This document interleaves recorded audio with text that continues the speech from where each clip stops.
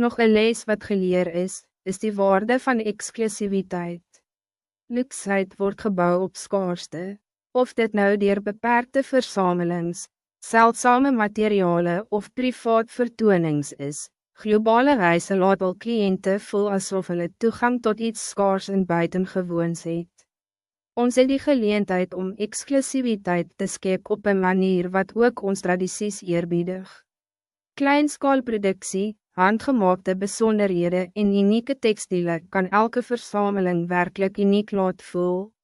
Wanneer een ontwerp beide culturele betekenis en exclusiviteit dra, word dit meer as net kleren. Dit wordt een verzamelstuk in een story wat die moeite waard is om te vertellen. Luxe handelsmerken reg oor die wereld is ook meesters om die fijn lijn tussen traditie en innovatie te loop.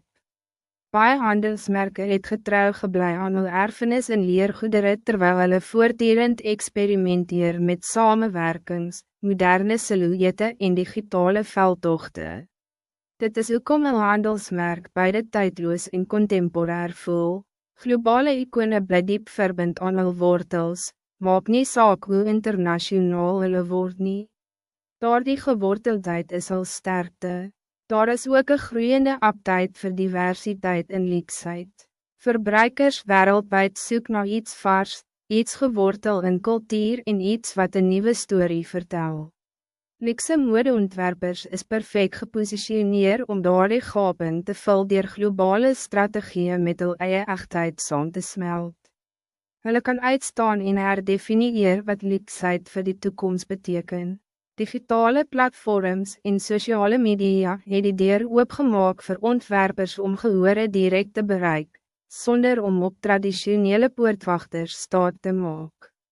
Globale luxe handelsmerken bied 'n blauwdruk vir hoe om invloed, nalatenskap en lang lewe te bou.